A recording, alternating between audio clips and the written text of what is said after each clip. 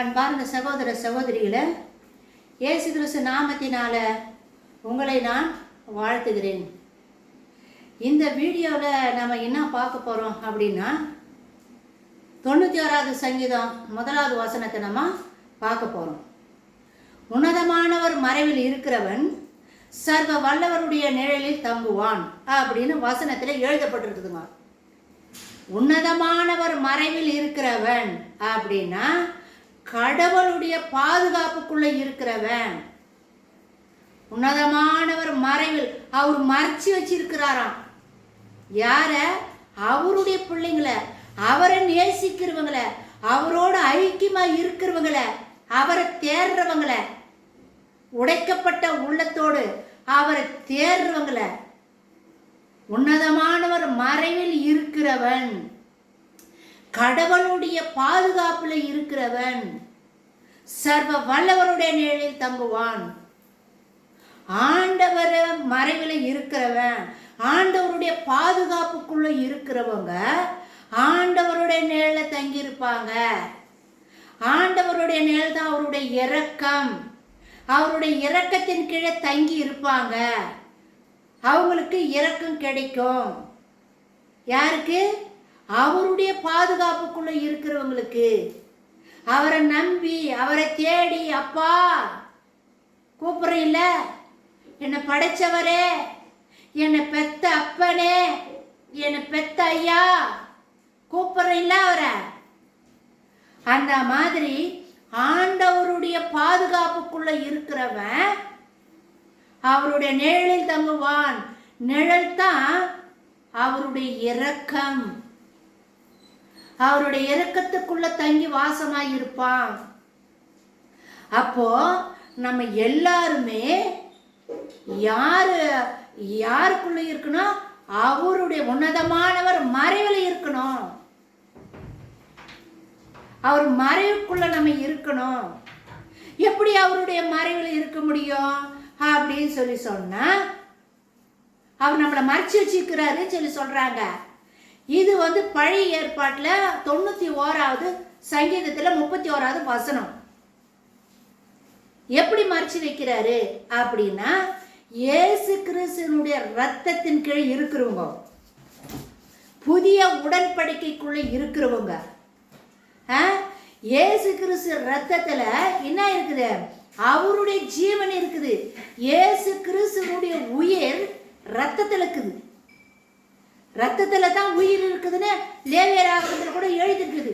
அதனால ரத்தத்தை உண்ணாத, நீ தலையில கொட்டிட்டு மண்ணை போட்டு மூடிடு, நீ ரத்தத்தை உண்ணக்கூடாதுன்னு ஆண்டவர் லேவியராகமத்துல நமக்கு சொல்லி கொடுத்துக்கிறாரு. ரத்தத்துல தான் உயிர் இருக்குது, அதனால நீ அதை சாப்பிடக்கூடாது அப்படின்னு ஆண்டவர் நம்மளுக்கு சொல்லி கொடுத்துக்கிறாரு. ஸோ இயேசு கிறிஸ்து நம்மளுக்காக சிலுவையில மரிச்சார் இல்ல, அவருடைய ரத்தத்தை நம்மளுக்கு பானமா கொடுத்துருக்கிறாரு.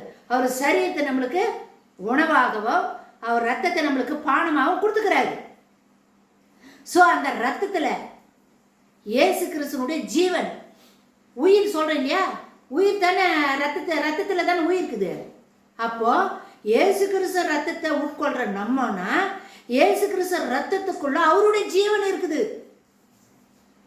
இயேசு கிறிஸ்துனுடைய ஜீவன் இருக்குது. இயேசு கிறிஸ்துனுடைய உயிர் ரத்தத்துல தான் இருக்குது. அப்ப அவருடைய ரத்தத்தை நம்ம உட்கொள்ளும் பொழுது அவருடைய ஜீவன் நமக்குள்ள வருது, அவருடைய உயிர் நமக்குள்ள இருக்குது. நம்ம இயேசு கிறிஸ்துனுடைய ஜீவனுக்குள்ள நம்ம மறைக்கப்பட்டு இருக்கிறோம், நம்ம மூடப்பட்டு இருக்கிறோம். யாரெல்லாம் ரட்சிக்கப்பட்டு இயேசு கிறிஸ்துனுடைய ரத்தத்தை உட்கொள்றாங்களோ, பானமா பருகிறாங்களோ, அவங்க எல்லாருமே உன்னதமானவருடைய நிழல்ல தங்கி வாசமாய் இருக்கிறாங்க. அந்த நிழல், அந்த இரக்கம் அவங்கள மூடி மறைச்சிக்கிட்டு இருக்குது. இயேசு கிறிஸ்து ரத்தத்தில் இருக்கிற இயேசு கிறிஸ்துனுடைய உயிர் நம்மளை மூடி மறைச்சிட்டு இருக்குது. அவருடைய ஜீவனுக்குள்ள நம்ம மறைக்கப்பட்டிருக்கிறோம். உன்னதமானவர் மறைவில் இருக்கிறவன் சர்வ வல்லவருடைய நிழலில் தங்குவான். நம்ம ஆண்டவரை நேசித்து எனக்காக இந்த பூமியில வந்தாரே இயேசுசாமி, என் பாவத்தையெல்லாம் சுமந்தாரே, என் பாவத்துக்கு பரிகாரம் செஞ்சு முடிச்சிட்டாரே, அவர் ரத்தத்தினால என் பாவங்களை எல்லாம் கழுவி சுத்தம் பண்ணி என்னை படுத்திட்டாரே, என்னை தேவனுக்கு பிள்ளையாக மாத்திட்டாரே அப்படின்னு நம்ம விசுவாசிக்கணும், நம்பணும். அவரோட கூட நம்ம ஐக்கியமா இருக்கணும். இந்த வசனத்தை ஏன் இன்னைக்கு இப்ப நான் சொல்றேன்னா, நம்ம உலகத்தினுடைய கடைசி எட்சில நிக்கிறோம். கொள்ளை நோய்கள் வரும்னு ஆண்டவர் சொல்லிக்கிறார். இந்த வருடத்துல ஆண்டவர் எனக்கு காட்டுது, இந்த பூமியில ஏராளமான மரணங்கள் நடக்க போகுது. இப்போ எபோலா வைரஸ் ஐரோப்பா மேல் நாடுகள் எல்லாம் பரவின்னு வருதுன்னு சொல்றாங்க, எபோலா வைரஸ். ஸோ இது கொள்ளை நோய்.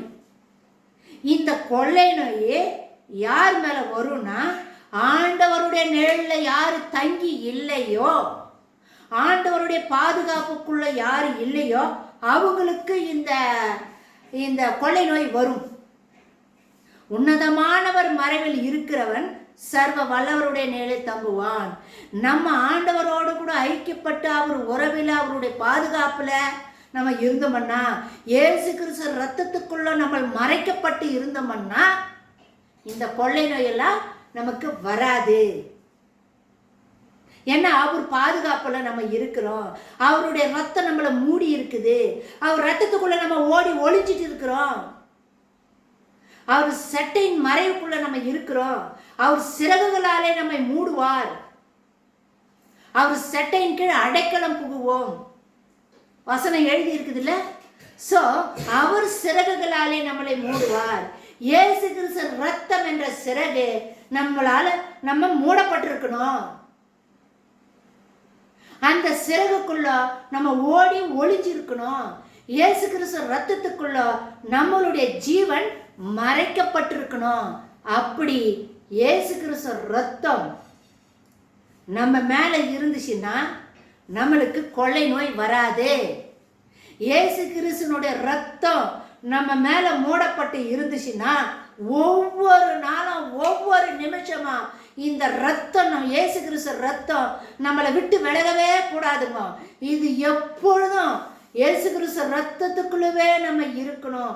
அப்படி நம்ம இருந்தோம்னா ஆண்டவருடைய ரகசிய வருகையில நிச்சயமா நம்ம எடுத்துக்கொள்ளப்படுவோம். உன்னதமானவர் மறைவில் இருக்கிறவன் சர்வ வல்லவருடைய நிழலில் தங்குவான்.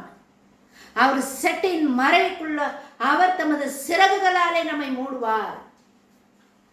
அவருடைய இயேசு கிறிஸ்து என்ற ரத்தம் என்ற சிறகுக்குள்ள நம்ம மூடி மறைக்கப்பட்டு இருப்போம். அதனால கொள்ளை நோய் நம்மளை அணுகாது. ஏன்னா கொள்ளை நோய் வரும்னு ஆண்டவர் சொல்லிக்கிறார். என்னுடைய முதல் அவசர செய்தி என்ற வீடியோவில் நான் பேசியிருக்கிறேன், அதில் போய் பாருங்க. ஆண்டவர் என்னென்ன நடக்க போகுதுன்னு சொல்லிக்கிறார். அதில் கொள்ளை நோயும் ஒன்று. ஸோ இந்த கொள்ளை நோயிலிருந்து நம்ம தப்பிச்சிக்கணும் அப்படின்னா யார் தெரியுமா கொள்ளை நோயில் பாதிக்கப்பட போகிறாங்க?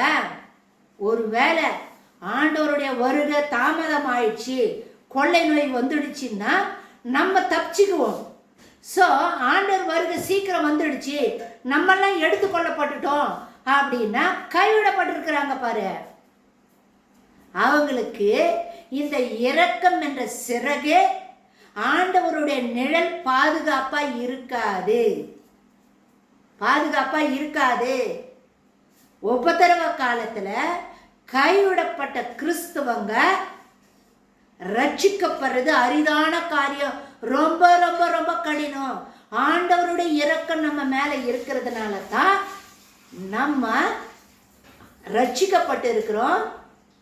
அவருடைய சரீரத்தை உட்கொள்றோம், அவருடைய ரத்தத்தை பானமா உட்கொள்றோம். புதிய உடன்படிக்கைக்குள்ள நம்ம இருக்கிறோம். இயேசு கிறிஸ்து ரத்தம் என்ற உடன்படிக்கைக்குள்ள நம்ம மறைக்கப்பட்டிருக்கிறோம். ஸோ அந்த ரத்தம், இயேசு கிறிஸ்துனுடைய ரத்தம் சகல பாவங்களையும் கழுவி நம்மை சுத்திகரிக்க வல்லமை உள்ளதுன்னு வெளிப்படுத்தின பவுல் எழுதுறாரு நிருபத்தில். ஸோ இயேசு கிறிஸ்து ரத்தம் தான் ஒரு மனிதனுடைய பாவத்தை கழுவும், தூய்மையாக்கும். அவனை பரலோகத்துக்கு கொண்டு போய் சேர்க்கிறது இயேசு கிறிஸ்துனுடைய ரத்தம் தான். உன்னதமானவர் மறைவில் இருக்கிறவன் சர்வ வல்லவருடைய நிழலை தங்குவான். அவருடைய ரத்தம், அவருடைய பாதுகாப்பு, அவருடைய இரக்கத்தின் கீழே, அவருடைய புதிய உடன்படிக்கைக்குள்ள நம்ம இருக்கணும். ஸோ தயவு செய்து நல்லா வேத வசனத்தை படித்து தியானம் பண்ணுங்க. டெய்லி டெய்லி இந்த வசனத்தை நீங்கள் அறிக்கையிடுங்க. ஆண்டவரே, உன்னதமானவர் மறைவில் இருக்கிறவன் சர்வ வல்லவருடைய நிழலை தங்குவான்னு எழுதப்பட்டிருக்குதப்பா. ஆமா ஆண்டவரே, உங்கள் நிழலை நான் தங்கி இருக்கிறேன். என் குடும்பமெல்லாம் உங்கள் கீழே தான், உங்கள் நிழலில் இருக்கிறோம், உங்கள் இரக்கத்தின் கீழே இருக்கிறோம். இயேசு கிறிஸ்து ரத்தத்துக்குள்ள நாங்கள் மூடப்பட்டிருக்கிறோம். நாங்கள் பரலோக பிரஜைகளாக இருக்கிறோம், பரலோக தேவனுடைய பிள்ளைகளாக இருக்கிறோம், பரலோக தேவனுடைய சொத்தா நாங்கள் இருக்கிறோம். ஏன்? நாங்கள் புதிய உடன்படிக்கைக்குள்ள இருக்கிறோம். இயேசு என்ற ரத்தம் என்ற புதிய உடன்படிக்கைக்குள்ள நாங்கள் இருக்கிறோம் அப்படின்னு டெய்லி டெய்லி நீங்க அறிக்கையிடுங்க. எந்த பொல்லாப்பும் வராது, தீமை நம்மளை அணுகாது. ஆபத்து விபத்துக்களிலிருந்து நம்மையும் நம்ம குடும்பத்தை சார்ந்த எல்லாரையும் கடவுள் பாதுகாப்பாரு.